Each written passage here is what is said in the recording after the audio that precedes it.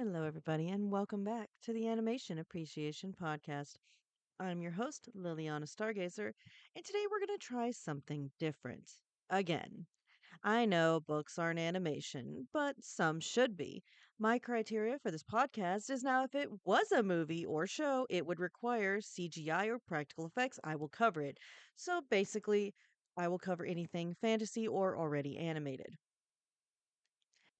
I absolutely love both reading and animation, so I figured I would cover both fantasy novels as well as animated works, movies with practical effects, or even movies with just CGI. So that's why I decided to cover Pirates by Celia Rees. Let's get started. I remember walking up to a teacher in high school and taking her up on an offer she made to the whole class to help us find a book we would like.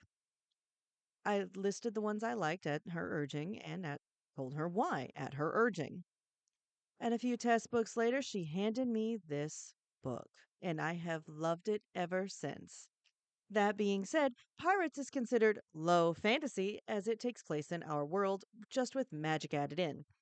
High fantasy is closer to Lord of the Rings, where there is a whole fantasy world that can't exist in ours. That actually is the difference between high and low fantasy, if anyone ever asks. High fantasy cannot possibly exist in our world because their world does not exist at all. Low fantasy is closer to Harry Potter, where it's a magic underworld hidden in our own world, which is what I kind of like, or, alternative history. It just depends on your view. Pirates follows the life of Nancy Kingston, a sugar merchant and slave seller's daughter, and her former slave, Minerva Sharp. Both of these women, though they're really teens, are strong of will, intelligent, and independent. Nancy does have some squeamish moments that betray her noble upbringing, but they aren't in the way of the story. The book begins with Nancy's life in her childhood home of England. Well, it begins with her leaving after her father's death on a ship, going to her family's holdings in Jamaica, but at that point she reflects on her life up to then with us riding along and hearing how she got here, from the youth who hung out with the poorer dockside children to a woman who became a nobleman's lady daughter. We met her childhood friends, including one named William, this book's love interest. Now, before we continue, this isn't some BS. Oh no, I must have a man's to be whole. Oh, whatever shall I do without a man's romance? No, this is an I chose my man and will have no other romance. She is fully willing to live alone and be independent if she cannot have him. And actually, that is a really good thing for this book. After the narrative catches up to her standing in the rain, on deck of a ship heading out to sea, we listen to her thoughts on where her life is going. She doesn't realize it yet, but she has been sold as a wife to another plantation owner in Jamaica next to her family's own plot.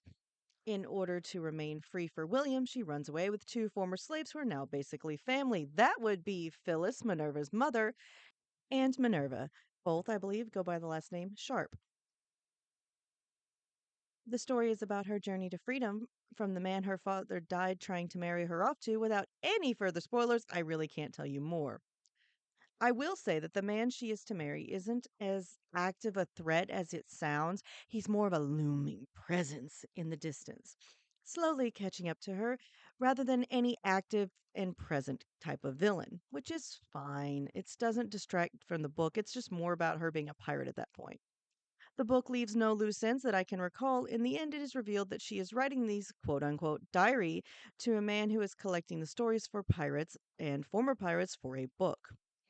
I don't mind this trope, to be honest. I kind of like it.